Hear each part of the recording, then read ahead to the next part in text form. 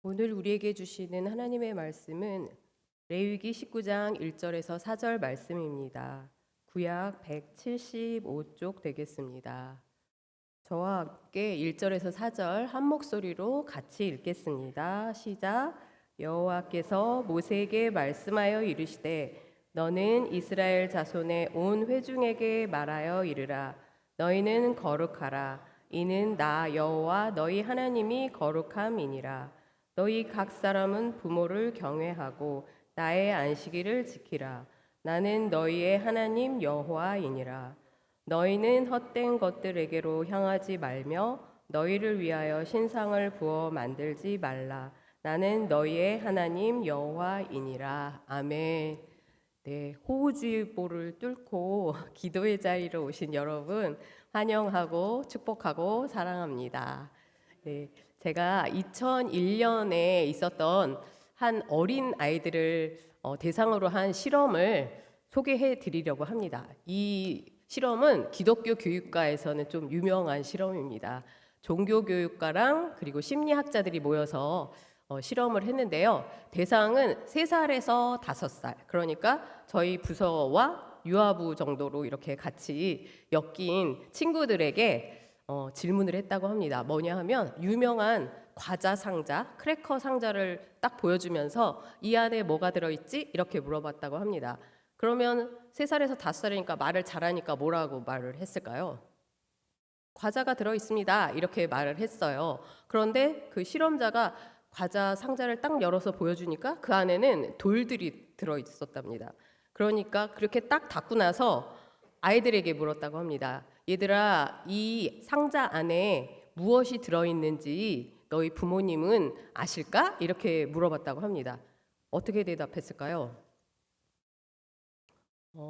네, 세 살 먹은 애들은 이 안에 돌이 들어있다고 아빠가 얘기를 할 거라고 얘기를 했고, 5살은 크래커라고 얘기를 할 거예요. 이렇게 대답을 했다고 합니다. 그러니까 3살 친구들은 아직까지 자기가 아는 것이 타인의 지식하고 연결이 되었다고 생각을 한 겁니다. 내가 알면 모든 사람이 다 알아. 그 자리에 없는 엄마 아빠도 다 알아. 이렇게 생각을 한 겁니다. 그런데 5살부터는 인지가 달라져서 내가 알지만 이 자리에 없으면 엄마 아빠가 모를 거야. 이 정도로 지혜가 발달을 한 겁니다. 그런데 이번에 이제 가장 중요한 거, 이번에 이렇게 물어봤다고 합니다. 그러면 이 상자 안에 무엇이 들어있는지 하나님은 아실까? 이렇게 물어봤다고 합니다. 어떻게 대답했을까요? 네. 네. 하나님은 다 아세요. 이렇게 대답을 했다고 합니다. 3살이고 4살이고 5살이고 이 친구들이 전부 다 하나님은 다 아신다고 이렇게 얘기했다고 합니다. 이 실험은 바로 하나님의 전지성을 아이들이 인지하고 있다는 겁니다. 그러니까 이 하나님의 전지성이나 초월성을 밖에서 주입해서 교육으로 알아지는 것이 아니라 하나님이 우리 유전자 안에 아주 어릴 때부터 심어 놓으셨다는 겁니다. 그러니까 하나님은 매우 전지전능하신 분이고 우리를 뛰어넘는 분이야, 이런 것을 알고 태어난다는 것입니다. 그래서 제가 지금 영아부 아이들에게 설교를 합니다. 아이들이 알아들을까요? 잘 못 알아듣겠지만 그 아이들의 반응을 보면서 하나님이 이 아이들에게, 그 영에게 하나님이 말씀하시는 것이 있구나 하는 것을 느낄 때가 너무 많습니다. 그래서 이제 돌진한 아이와 눈을 맞추면서 제가 설교를 합니다. 그래서 우리 친구들이 계속해서 이 하나님에 대한 것을 점점점 알아가고 예수님에 대한 사랑을 점점점 키워갈 수 있도록 가정과 교회에서 계속해서 노력을 해야 하지 않겠습니까? 그런데 이 바로 오늘의 본문 레위기가 바로 그렇게 하기 위해서 쓰여진 책이라는 것입니다. 여러분이 성경 통독을 할 때 제일 첫 번째 걸리는 장벽이라고 해야 되나요? 관문이라고 해야 하나요?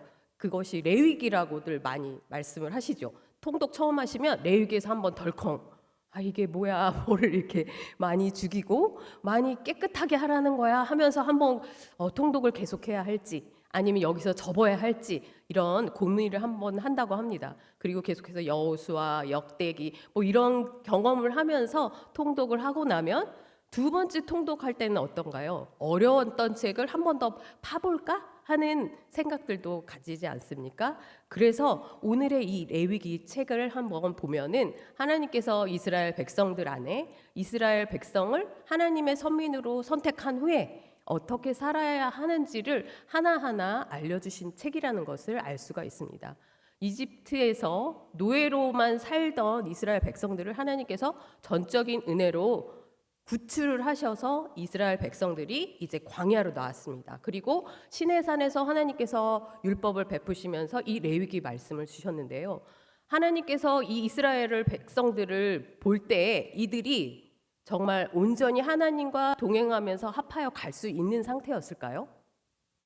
일단 보면 노예 생활에 너무 길들여져 있고 무엇보다도 죄악이 많았습니다. 그들이 거룩하신 하나님 존전 앞으로 나아갈 수 있는 상태가 아니었습니다. 그래서 하나님이 알려주셔야 할 것들은 무엇일까요? 하나님과 계속해서 동행하면서 하나님 나라의 백성이고 거룩한 제사장이 되기 위한 방법들을 세세하게 가르쳐 주실 수밖에 없었습니다. 왜냐하면 하나님은 거룩 그 자체였기 때문에 죄악된 이스라엘 백성들이 갔다가는 어떻게 될까요? 죽임을 면치 못했을 것입니다. 그렇기 때문에 하나님께서는 하나님의 백성을 사랑하는 마음에서 레위기를 기록하신 것입니다. 그래서 1장에서 7장까지 보면 희생제사에 대한 이야기들이 계속 나옵니다. 우리나라는 유교 문화권이라 제사라는 말에 대해서 아주 익숙합니다. 그렇지만 동물의 희생제사에 대해서는 잘 모릅니다. 그래서 이 계속해서 피를 뿌리고 어떻게 하라는 거에 대해서 거부감을 느낄 수도 있습니다. 그런데 희생 제사라고 합니다. 희생은 뭡니까? 나를 비워서, 나를 낮춰서 다른 사람을 높이고 가까이 가게 한다는 것입니다. 그래서 사이가 좋은 부부들 여기 보니까 많이 오셨는데요. 한 분도 빠짐없이 사이 좋으신 부부인데 이분들이 서로 사이좋게 잘 수 있었던 것은 무엇입니까? 서로 희생했기 때문입니다. 그래서 희생은 사랑하고 같이 갑니다. 희생은 사랑하고 같이 가서 부모님의 희생이 우리를 향한 사랑과 인내 때문에 오신 거기 때문에 부모님의 희생도 사랑과 같이 가고 또한 그 사랑에 우리는 감사할 수 있습니다. 그래서 희생은 사랑이고 하나님께서 우리에게 주시는 사랑이 레위기에 나타나 있는 겁니다. 내가 거룩하기 때문에 죄악된 너희들이 와서 다칠까 봐 나는 너무 무섭다. 그러니 너희가 정결하게 되어라. 이렇게 말씀하신 겁니다. 그래서 레위기는 두 개의 커다란 단락으로 좀 나눠볼 수 있는데요.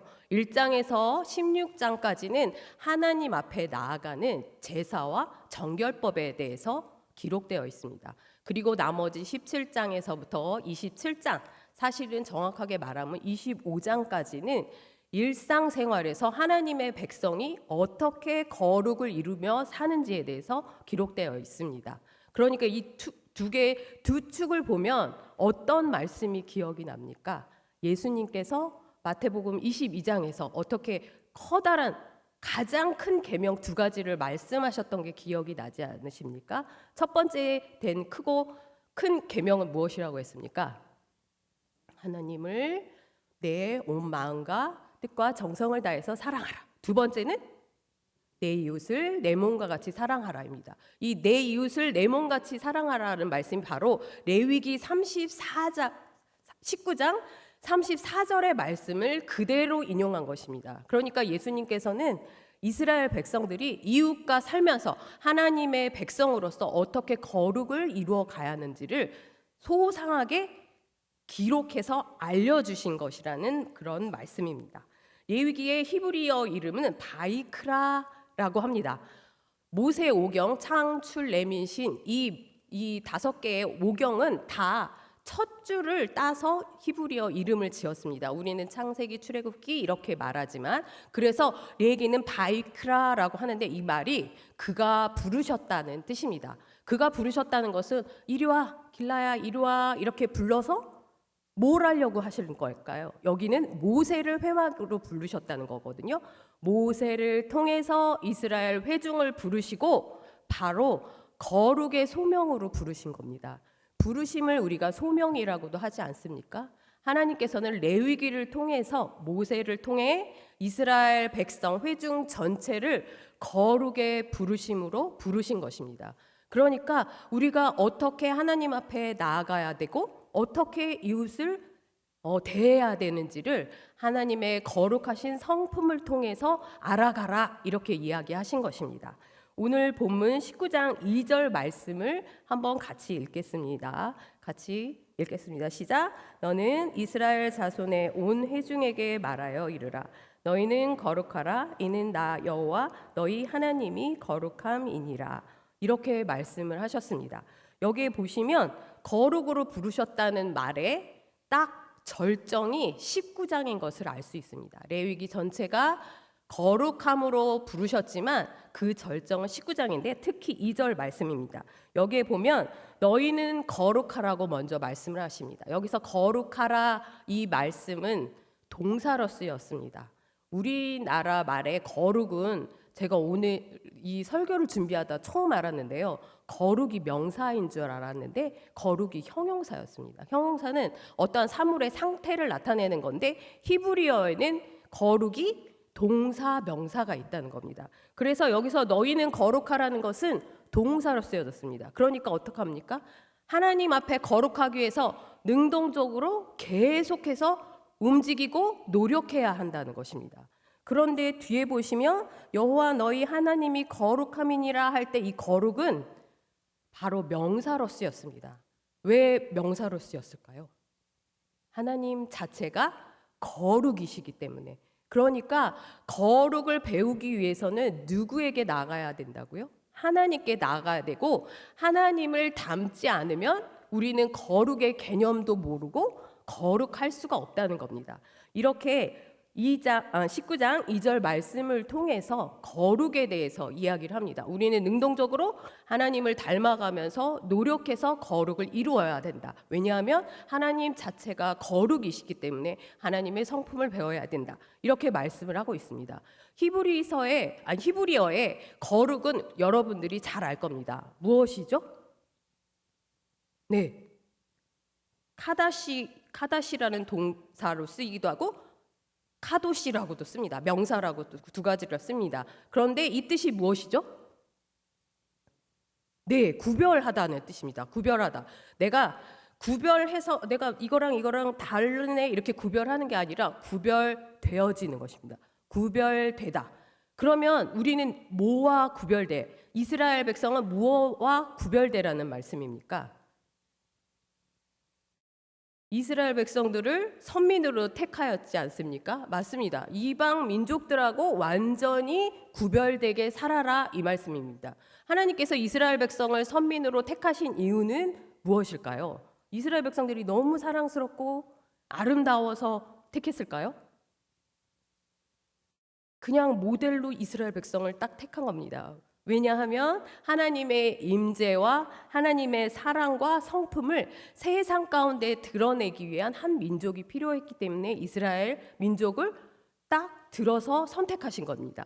그렇기 때문에 이스라엘 백성들은 하나님의 거룩한 백성이고 제사장 된 나라가 되기 위해서는 구별되어야 된다는 겁니다. 이방 민족과 완전히 구별이 되어야 되는데 도덕적으로나 윤리적으로 구별되는 것 외에 하나님의 자비와 공의와 사랑을 선포하고 실천하는 삶을 살아야 된다는 겁니다. 특별히 이 레위기 19장에는 어떻게 그렇게 실천하며 살 수 있는지가 처음부터 끝까지 기록되어 있습니다. 그런데 저희가 계속해서 3절 말씀을 읽어보면 우리가 잘 아는 말씀입니다. 3절 같이 읽겠습니다. 시작.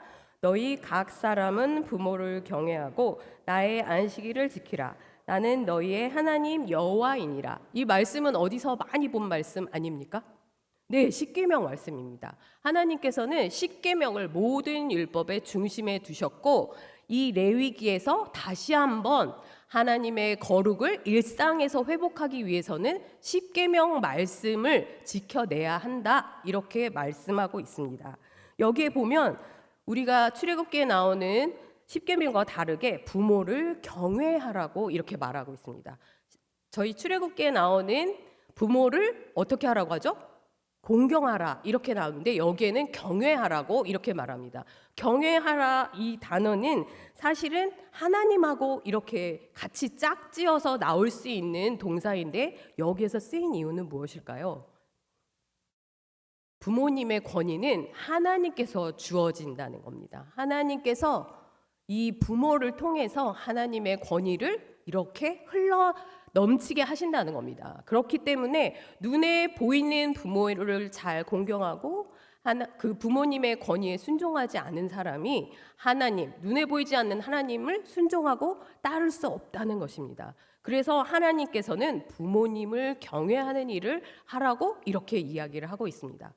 제 주변에도 오늘 또 통화를 받았는데요. 주변에도 부모님이 이제 연세가 많으셔서 이제 여러 가지 병들이 나오고 그 부모님을 섬기는 일이 예전과 같지 않게 힘들어졌다는 소식들을 많이 접했습니다. 저도 부모님을 집에서 모시다가 요양원으로 또 요양병원으로 그리고 하늘나라로 이렇게 보내드리는 일을 다 겪었지만 그런 소식을 들을 때마다 해줄 수 있는 일이 없어서 마음이 답답합니다. 저희가 할 수 있는 일은 기도하는 일인데 부모님의 어려움과 슬픔을 위해서 같이 기도 제목을 내어놓고 기도할 때 저희 공동체 안에서 그것이 내 부모의 일이 아니라 우리 모두의 부모의 일이 되는 것을 느꼈습니다. 그래서 여러분이 부모님이 어렵고 힘드실 때 혼자만 끙끙 앓지 마시고 기도 제목을 내놓고 같이 기도하실 때 우리가 공동체 안에서 그 기도로 사랑으로 하나 되고